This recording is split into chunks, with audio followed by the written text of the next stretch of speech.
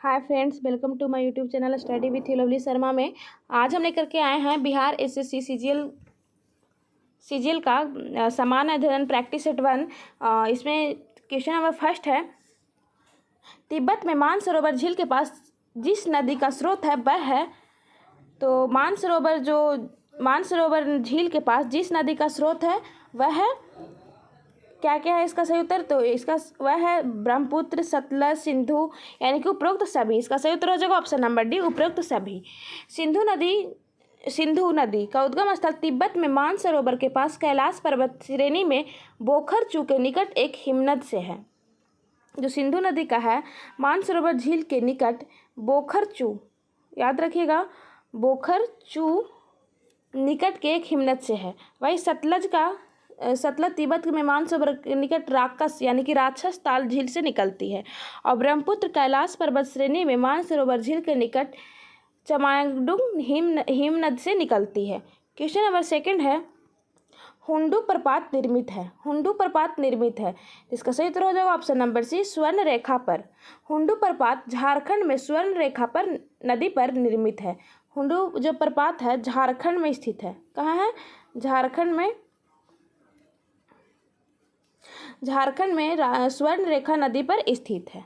Question number 3 है, भारत में निम्नलिखित इस्पात संयंत्रों में से कौन सा सार्वजनिक क्षेत्र के अंतर्गत नहीं आता?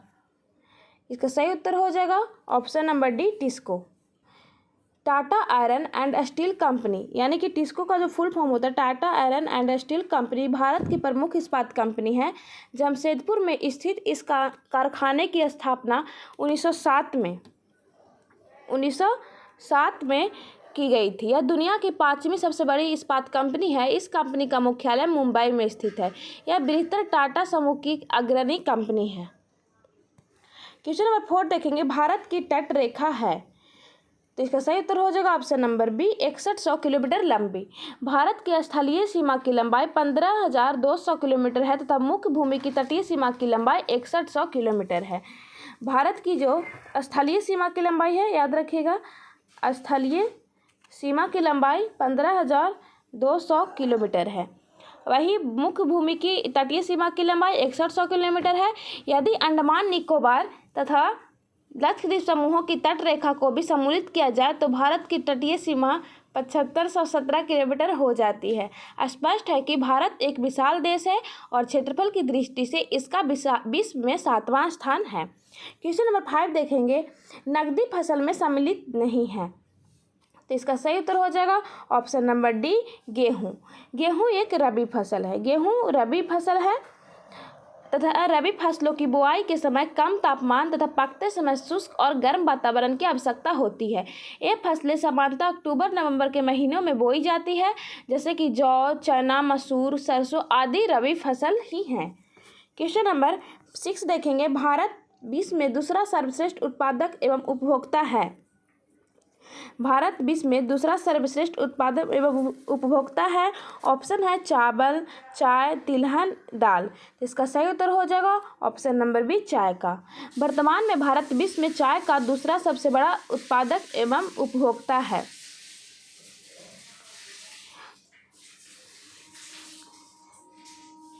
और यहाँ विश्व उत्पादन का 27% चाय उत्पादन और विश्व व्यापार का 13% चाय व्यापार होता है। यूएसए चाय का सबसे बड़ा आयातक है। क्वेश्चन नंबर 7 देखेंगे, भारत और श्रीलंका को कौन सी जल मरुमध्य द्वारा विभाजित किया जाता है?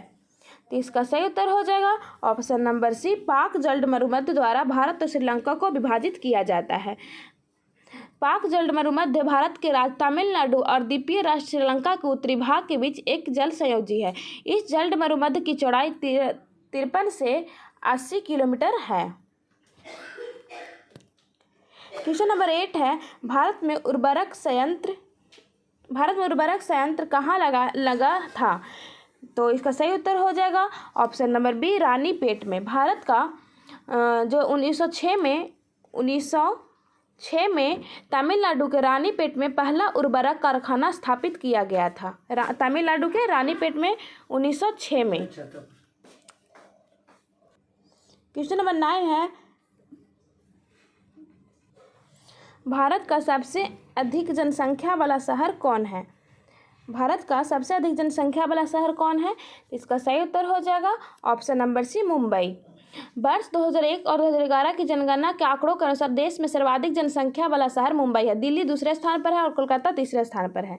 दिल्ली दूसरे स्थान पर, कोलकाता तीसरे स्थान पर है। सबसे ज़्यादा जनसंख्या मुंबई में है। क्वेश्चन नंबर 10 देखेंगे, निम्नलिखित में से कौन महाद्वीप क्षेत्रफल के अनुसार दूसरा सबसे बड़ा है? इसका सही उत्तर हो जाएगा एशिया महाद्वीप। इसका सही उत्तर हो जाएगा, इसमें से सबसे बड़ा जो महाद्वीप है एशिया है।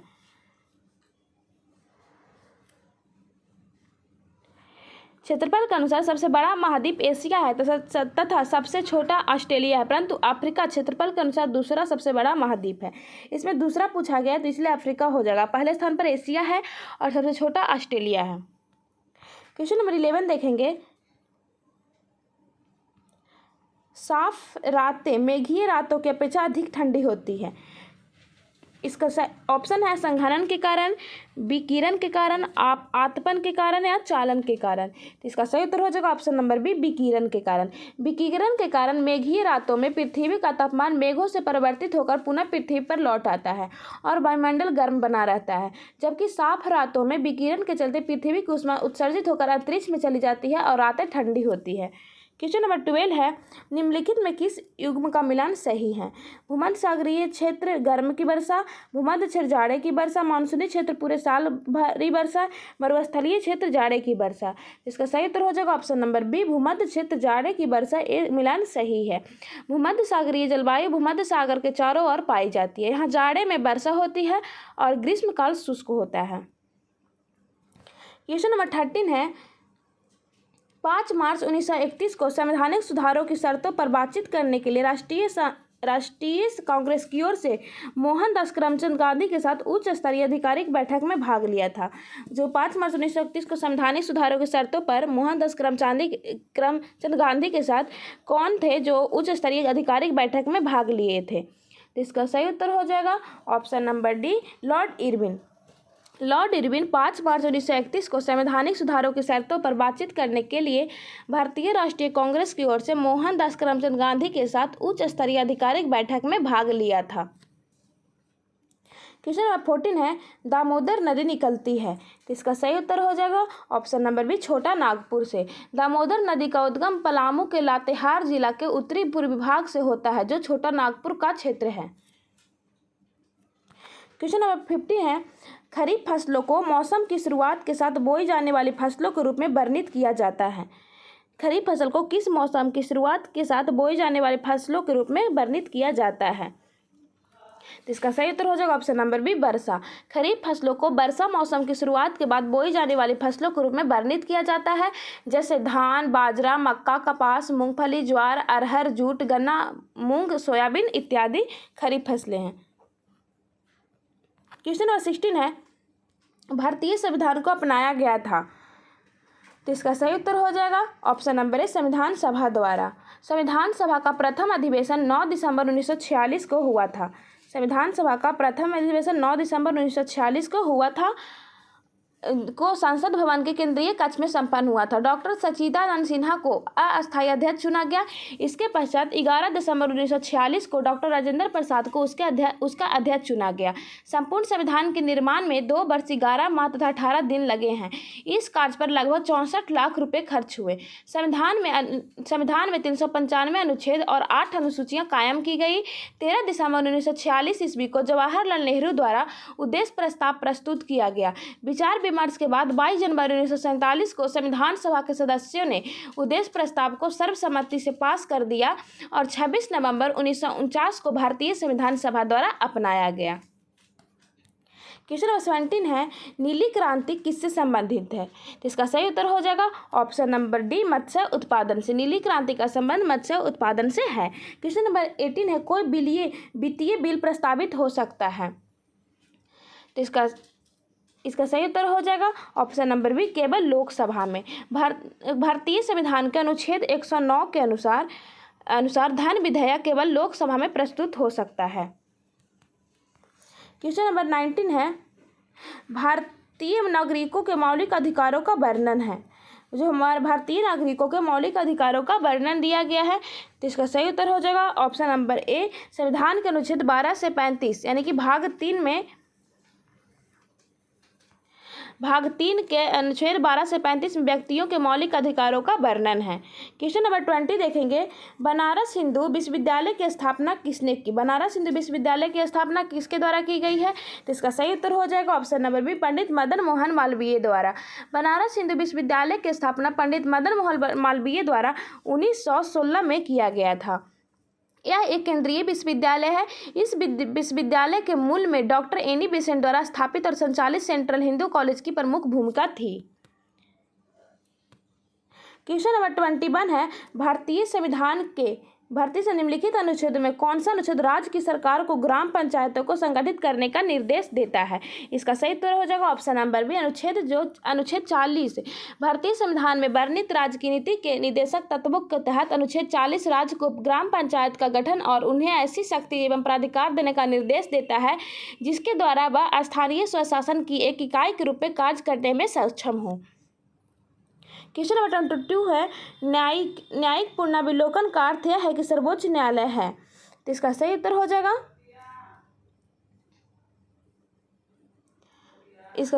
जाएगा ऑप्शन नंबर डी, किसी भी राज्य के कानून को अवैध घोषित कर सकता है। न्यायिक पुनर्विलोकन संबंधी सर्वोच्च न्यायालय की शक्ति भारत के अनुच्छेद 13 में है। अनुच्छेद 13 के तहत उपबंधित है। संसद या राज्य विधानमंडल द्वारा पारित किसी कानून की वैधता की जांच सर्वोच्च न्यायालय कर सकता है और मूल अधिकारों पर आघात करने वाले कानून को यह अवैध घोषित भी कर सकता है। क्वेश्चन नंबर 23 है, एक कल्याणकारी राज्य के निदेशक आदर्श वर्णित है। तो इसका सही उत्तर हो जाएगा ऑप्शन नंबर ए, राज्य के नीति निदेशक तत्वों में। इसका सही उत्तर हो जाएगा ऑप्शन नंबर ए, राज्य के नीति निदेशक तत्वों में। राज्य की नीति के निर्देशक तत्वों के अंतर्गत संविधान के अनुच्छेद 38 के स्पष्ट किया गया है कि लोगों के कल्याण के लिए सरकार सामाजिक व्यवस्था सुनिश्चित करेगी। क्वेश्चन नंबर 24 है, लोकसभा के स्पीकर का निर्वाचन होता है। इसका सही उत्तर हो जाएगा ऑप्शन नंबर सी, लोकसभा के सभी सदस्यों द्वारा।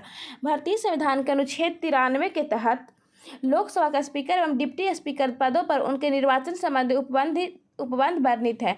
तदनुसार लोकसभा के सदस्यों द्वारा अपने में से 2 सदस्यों का चुनाव स्पीकर एवं डिप्टी स्पीकर पदों के लिए करना होता है, अनुच्छेद 93 के तहत। क्वेश्चन नंबर 25 है, भारत के राष्ट्रपति को उसके पद से हटाया जा सकता है। इसका सही उत्तर हो जाएगा ऑप्शन नंबर डी, संसद द्वारा। भारत के राष्ट्रपति की पदावधि पद ग्रहण करने की तिथि से 5 वर्ष की होती है। 5 वर्ष के पहले राष्ट्रपति की पदावधि 2 प्रकार से समाप्त हो सकती है। उपराष्ट्रपति को संबोधित पद अपने द्वारा त्यागपत्र देकर या महाभियोग की प्रक्रिया द्वारा संविधान के उल्लंघन के आरोप में हटाए जाने पर। राष्ट्रपति के महाभियोग की जो प्रक्रिया है, राष्ट्रपति के तहत महाभियोग की प्रक्रिया जो है अनुच्छेद 61 में दिया है।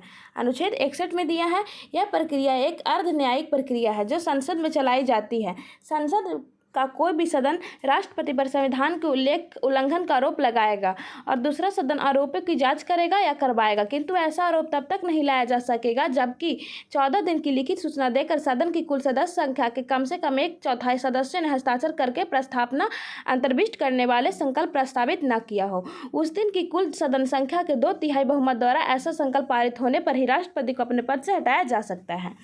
क्वेश्चन नंबर 26 है, भारत के किसी भी सदन का सदस्य हुए बिना कोई भी व्यक्ति कब तक मंत्री पद पर आसीन रह सकता है? तो इसका सही उत्तर हो जाएगा ऑप्शन नंबर बी, 6 महीने तक।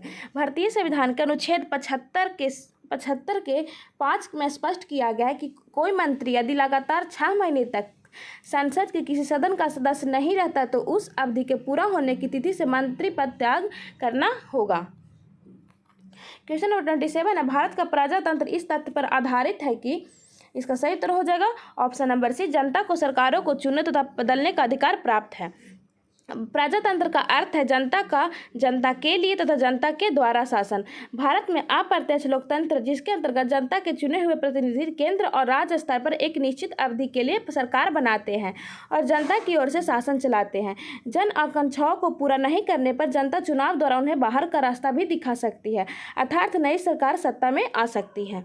भारत का प्रजातंत्र इसी पर आधारित है। क्वेश्चन नंबर 28 है, राष्ट्रपति राष्ट्रीय आपातकाल की घोषणा कर सकता है। तो इसका सही उत्तर हो जाएगा ऑप्शन नंबर डी, ऊपर वर्णित सभी कारणों के आधार पर। हथियारबंद विद्रोह के आधार पर, बाहरी आक्रमण के आधार पर, युद्ध के आधार पर राष्ट्रपति राष्ट्रीय आपातकाल की घोषणा कर सकते हैं। संविधान के अनुच्छेद 352 से 360 तक राष्ट्रीय हथियारबंद विद्रोह, आक्रमण तथा युद्ध तीनों ही आधार पर आपातकाल की घोषणा कर सकता है। क्वेश्चन नंबर 29 है, जहां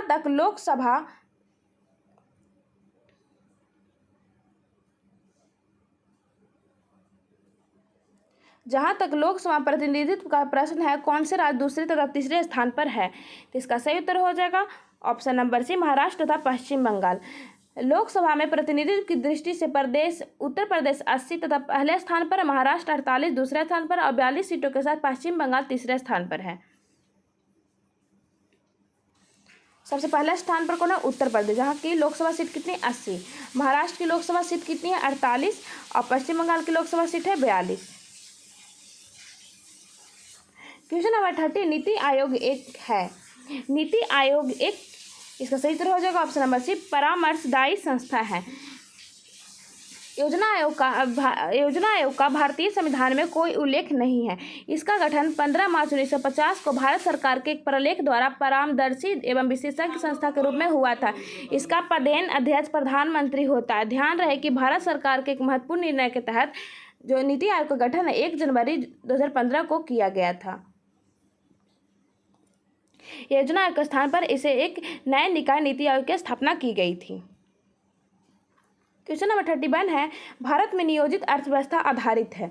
इसका सही उत्तर हो जाएगा ऑप्शन नंबर बी, मिश्रित अर्थव्यवस्था पर।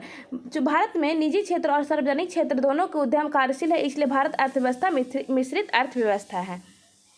क्वेश्चन नंबर 32 है, भारत में आय का सबसे बड़ा स्रोत है। तो इसका सही उत्तर हो जाएगा ऑप्शन नंबर ए, प्रत्यक्ष कर। भारत में आय का सबसे बड़ा स्रोत प्रत्यक्ष कर है। लगभग कितना प्रतिशत? 55% है, जैसे आयकर, निगम कर आदि। क्वेश्चन नंबर 33 है, भारत की उन्नति संतोषजनक रही है। इसका सही उत्तर हो जाएगा ऑप्शन नंबर ए, कुल राष्ट्रीय उत्पादन में बढ़ोतरी के संबंध में। 1949 ईस्वी में गठित राष्ट्रीय आय समिति के द्वारा राष्ट्रीय आय के प्राकलन के लिए किसी अवधि विशेष से उत्पन्न वस्तुओं और सेवाओं की मात्रा को दोबारा गिने बिना मापा जाता है। अतः राष्ट्रीय आय से तात्पर्य अर्थव्यवस्था द्वारा पूरे वर्ष के दौरान उत्पादित अंतिम वस्तुओं व सेवाओं के शुद्ध मूल्य के योग से होता है। इसमें विदेशों से अर्जित शुद्ध आय भी शामिल होती है।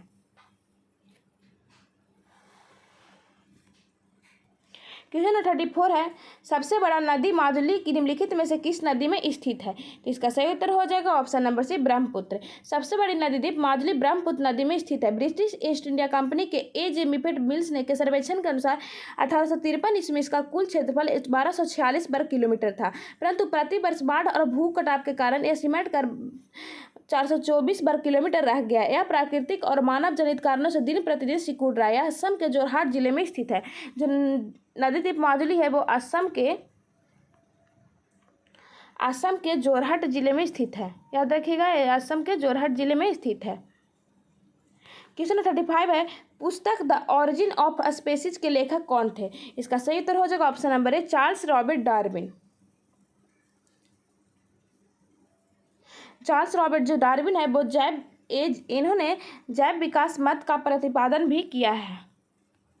क्वेश्चन 36 है, अपने किस कार्यकारिणी कमेटी में कांग्रेस ने जमींदारी उन्मूलन की नीति को अनुमोदन किया था? तो इसका सही उत्तर हो जाएगा ऑप्शन नंबर सी, कार्यकारिणी कमेटी 1945 में। वर्ष 1945 में कांग्रेस कार्यकारिणी कमेटी ने एक प्रस्ताव पारित करके जमींदारी उन्मूलन का अनुमोदन किया था। क्वेश्चन नंबर 37 है, कथकली की जड़ें किस राज्य में है?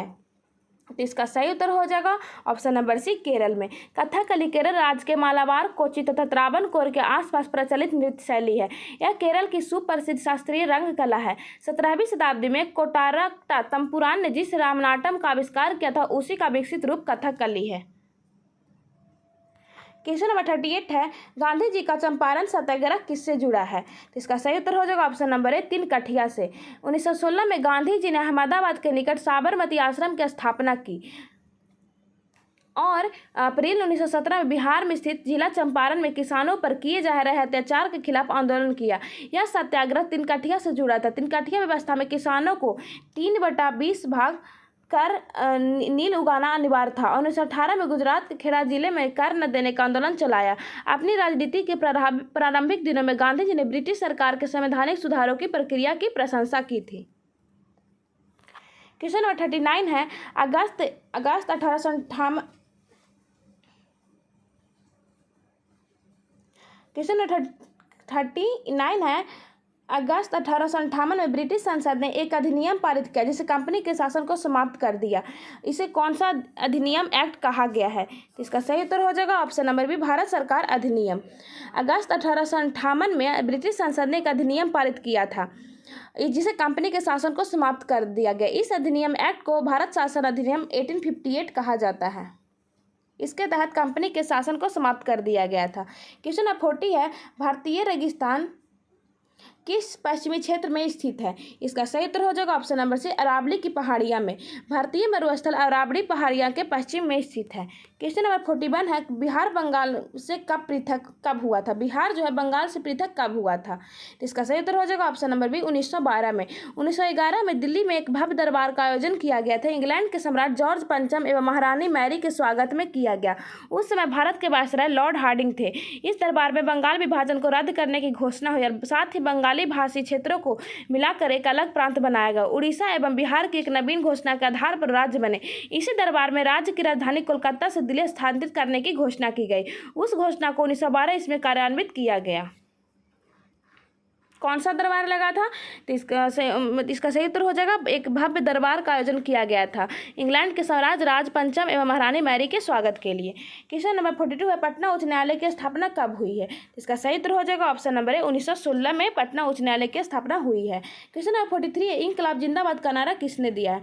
इसका सही उत्तर हो जाएगा ऑप्शन नंबर सी, भगत सिंह। इंकलाब जिंदाबाद नारा का पहली बार 1929 ईस्वी में सार्वजनिक रूप से उस समय हुआ जब भगत सिंह ने दिल्ली स्थित सेंट्रल असेंबली पर बमबारी करते हुए इंकलाब जिंदाबाद का नारा लगाया।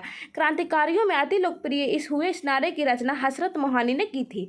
जो इंकलाब जिंदाबाद की जो रचना हसरत मोहानी द्वारा किया गया था। हसरत मोहानी द्वारा किया गया था। क्वेश्चन नंबर 44 है, 7 पहाड़ियों का शहर किसे कहा जाता है? इसका सही उत्तर हो जाएगा ऑप्शन नंबर ए, रोम को। रोम को 7 पहाड़ियों का शहर कहा जाता है, जबकि हिमाचल प्रदेश के शिमला को 7 पहाड़ियों का सहचर कहा जाता है। रोम को पोप का शहर भी कहा जाता है। गगनचुंबी इमारतों का नगर न्यूयॉर्क को कहा जाता है। न्यूयॉर्क को गगनचुंबी इमारतों का नगर कहा जाता है। और याद रखिएगा, हिमाचल प्रदेश के शिमला को 7 पहाड़ियों का सहचर कहा जाता है। क्वेश्चन नंबर 45 है, निम्न में से कौन से मीठे पानी की झील नहीं है? तो इसका सही उत्तर हो जाएगा option number D, Sambhar. Rajasthan का सांबर झील खारे पानी की झील है, जबकि डल, बड़ा पानी, लोकटक, ये सब जो झीलें हैं वो मीठे पानी की झील है।